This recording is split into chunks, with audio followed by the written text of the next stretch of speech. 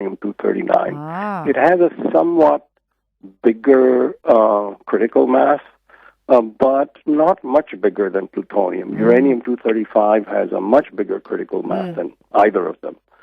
And so uranium-233 is bomb-grade material, and actually, because protactinium-233 is different than both thorium and uranium and has a fairly long half-life, 27 days, you can actually make fairly clean, uncontaminated uranium-233. And make bombs.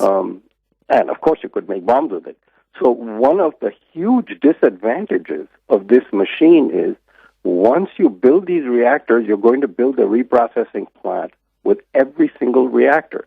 Now, the U.S. and nuclear weapon states won't be using uranium-233 or won't be using these kind of machines to get bomb material. The U.S. has already got plenty of surplus bomb materials that it doesn't know what to do with. There's 50 tons of surplus plutonium that they're trying to figure out how to get rid of it. And they're spending billions of dollars doing it. And the Russians also have plenty of surplus so do the bomb-grade Japanese. Material. And, well, the Japanese have got plenty of 100 what they would call commercial plutonium. It's formally in the commercial sector under IAEA safeguards. Yeah. Of course, the Japanese could, if they decided to withdraw from the NPT, which they have not said that they're going to do. But they could, in theory, make bombs very quickly. Yep. And there has been a debate from time to time on the right side of the Japanese political spectrum whether Japan should become a nuclear weapons state or not. Yeah. So now, if you use this particular type of machine, see, one of the problems with this machine and the integral fast reactor, which is a sodium-cooled reactor with a reprocessing plant attached to it, is if you go with on-site reprocessing, it becomes you're really multiplying the machines of proliferation. Today, proliferation threats are not located in the reactor itself. That's because the reactor itself uses low-enriched uranium, and you can't make bombs with that. And the plutonium that's made in the reactor is all mixed up with the uranium and fission products, and you can't make bombs with that. So to make the bombs with plutonium from present reactors, you have to put it in a chemical processing plant, which is not at the reactor site. In fact, there are just a few in the world.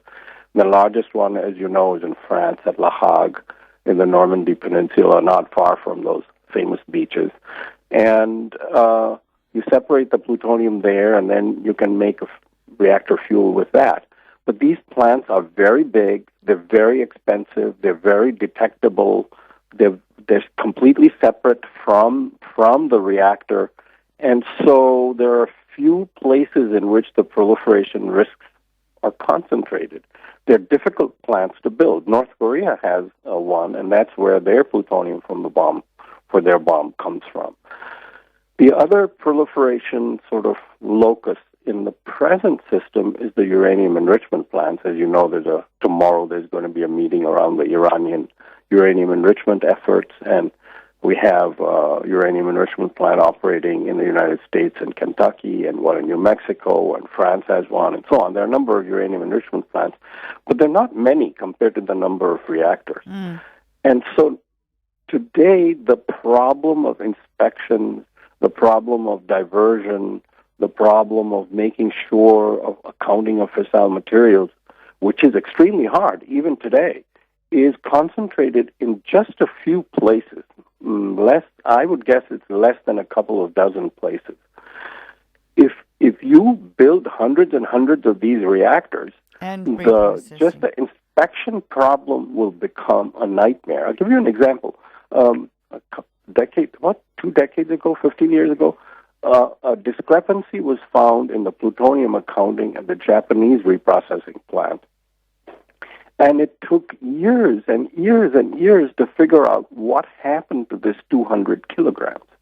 So now we're trying to assess how we are going to control a machine at every reactor that could make bomb-grade material. So that's one of the really big downsides, in my opinion. What is touted as an upside just from the chemistry of the molten salt reactor and the nuclear physics of the molten salt reactor, the radiochemistry of the molten salt reactor, because of this long half-life of protactinium and its separate chemical properties, you actually got, in my opinion, a very, very significant proliferation headache that would be bigger than the one we have today.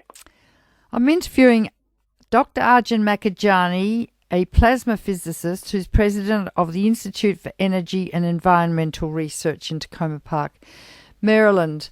So you have to, Arjun, to go back. We're talking about thorium reactors. So to get out the pure uranium-233 that can be made into bombs without the nasty, nasty uranium-232 that converts to a very high-energy, very dangerous gamma emitter. I can't remember what the name of that substance was. What was it? I believe it is thallium-208. Thallium-208, I'm going to go on my computer terribly dangerous. You take out, so to get the proctitinium out, do you have to reprocess the fuel? You have to dissolve it in concentrated nitric acid to get the proctitinium out, then store it, and it will turn into pure uranium-233, which then can be used for bombs. Right? Right. I see. So, or that you can reprocess the spent fuel with the uranium-232, which is so dangerous, to get out the uranium-233 to be put back into the reactor to produce the fissile response and the neutrons to convert more thorium to uranium-233. But you can still have the very dangerous 232 in it if you're not worried about making yourself a bomb. Right. I mean, in a normal operation, you would just be circulating the uranium-233 and uranium-232 back into the reactor. Uh-huh. And in that kind of state, if you separate that uranium, it's much more difficult. You can do it, but it's more difficult because of the radiation dangers. Yeah, terribly. But in principle, you can extract pure plutonium out of this. Pure uranium-233 or nearly pure uranium-233 out of a molten salt What's reactor. the half-life of uranium-233?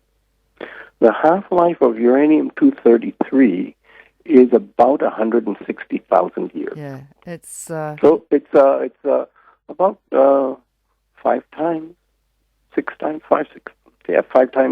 half-life of plutonium, which is 24,000 years. 400 years, yeah. So... you, Arjun Makhijani, have told me that thorium reactors are just economically out of the question. Economically. Well, I wouldn't say they're we don't know the economics of thorium reactors.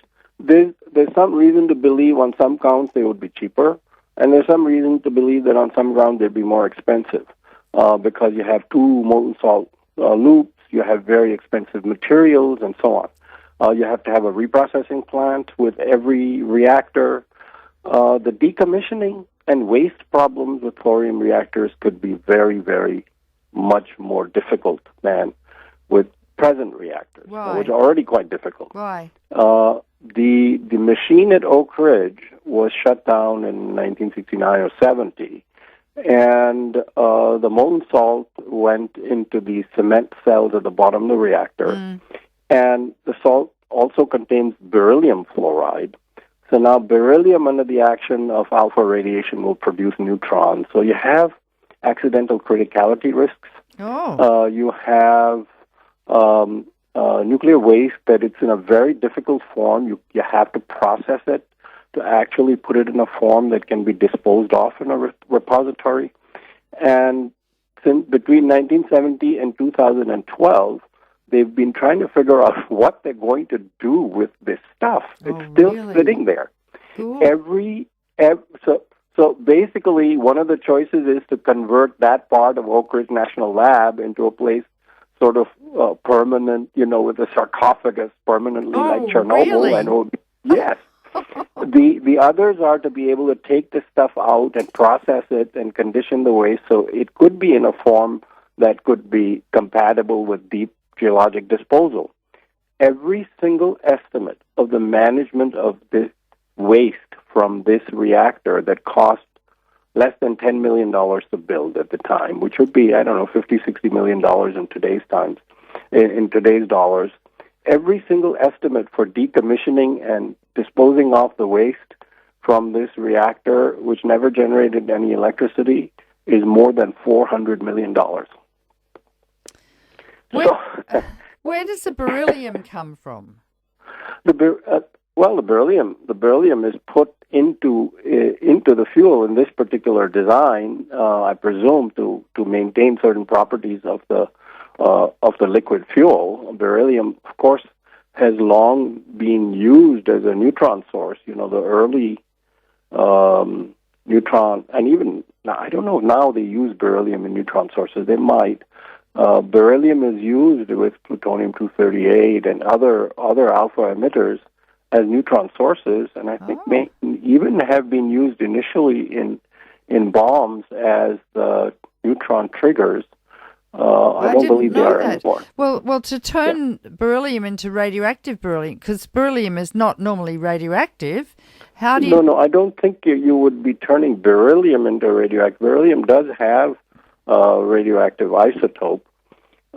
Naturally, does it? Beryllium-10, which has quite a long half-life of about 1.5 million years. So you have a number of different waste problems in this reactor. So the molten salt reactor also has a graphite moderator. Chernobyl had a graphite moderator. Which burnt. And Windscale had a graphite moderator. Yeah. So you keep a neutral, a noble gas or an inert gas in the cover of the reactor. But if you do have a loss of coolant or loss of pressure or loss of containment in the reactor, your fuel will go down into the cement cells. But if you get air rushing into the reactor vessel in contact with very hot carbon, you could get a fire.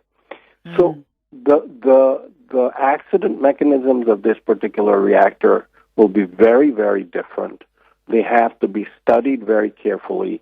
And now, of course, you've got carbon graphite that has become activated. So now you have carbon-14, and you have very large blocks of carbon-14 that are radioactive, half-life 5,700 and odd years, carbon-14.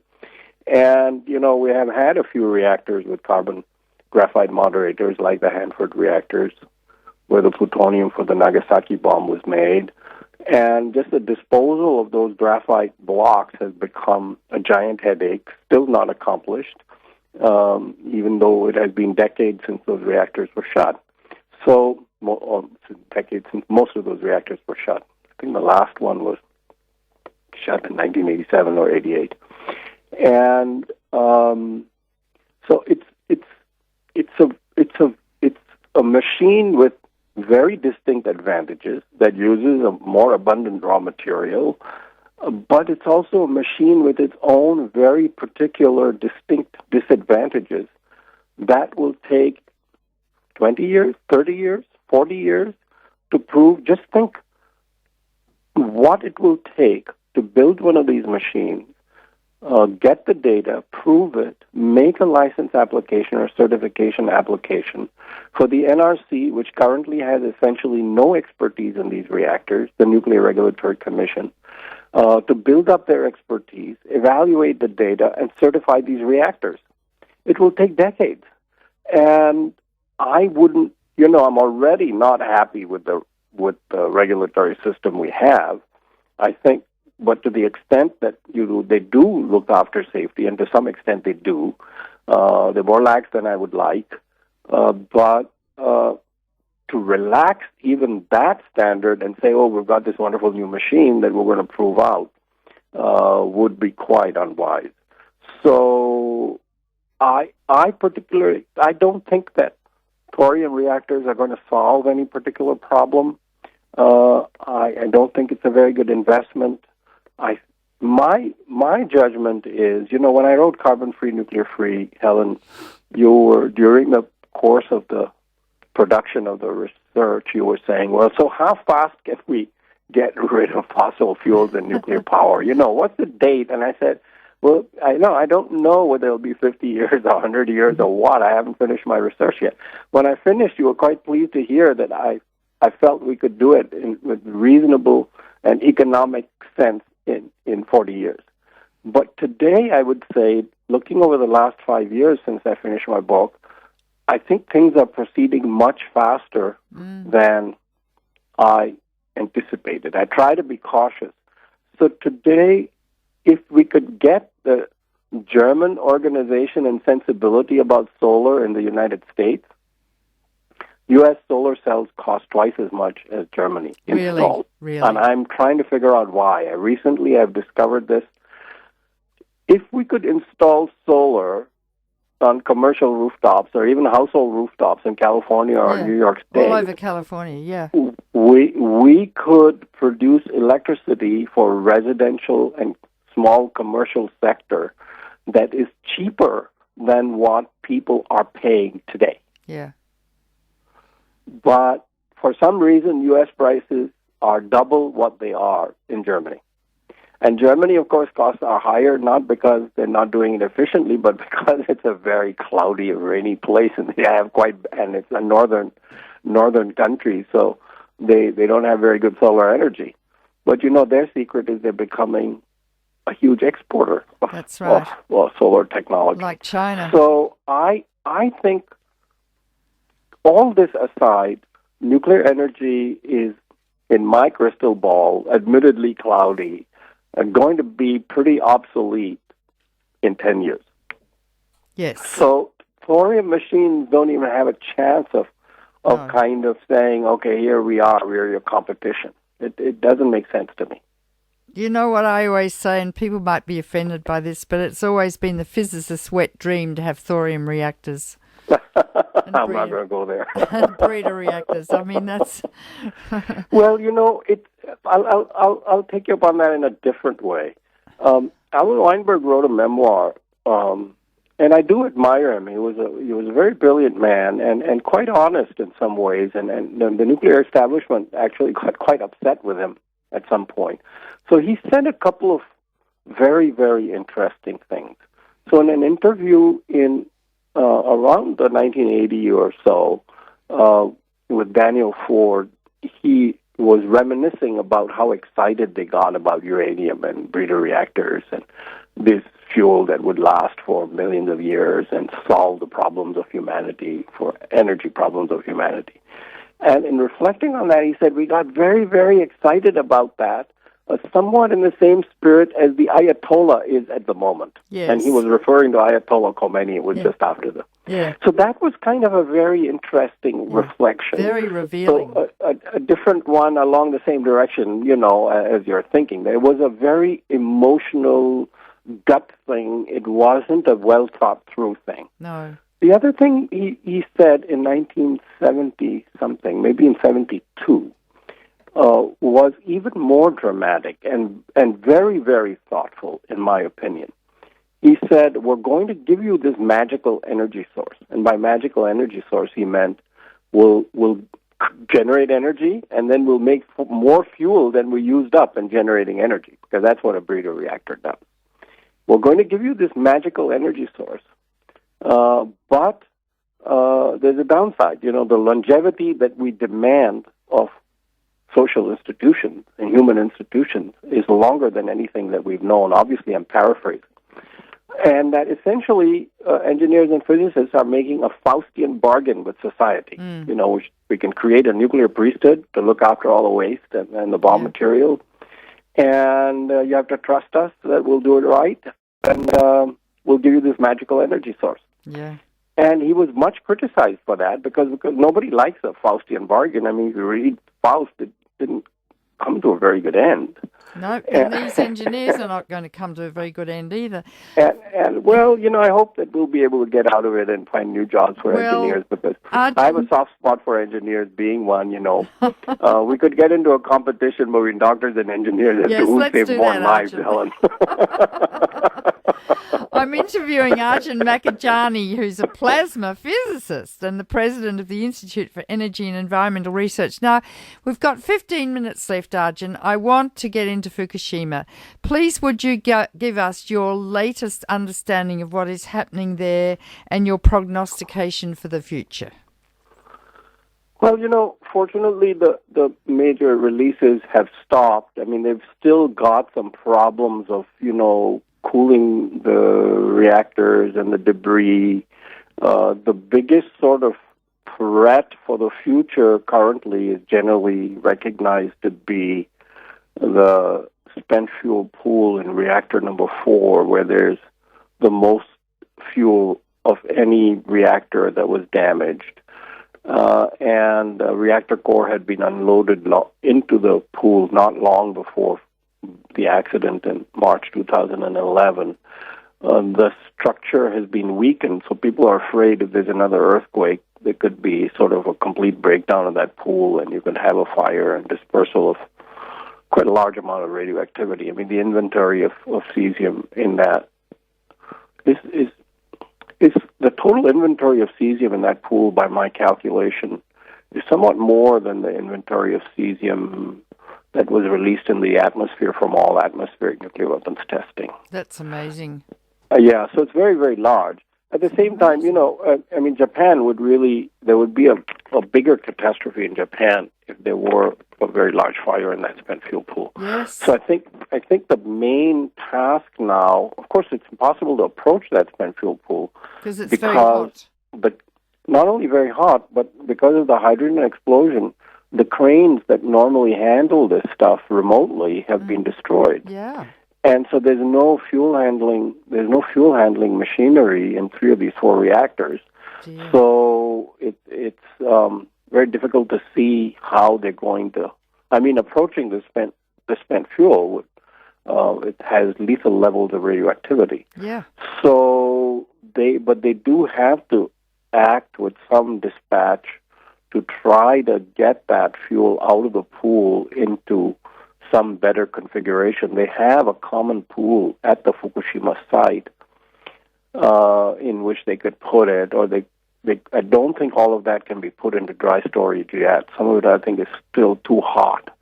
So they have that, I think, is the biggest problem on the site. Then they've got all this contaminated water, they've got the contaminated ocean.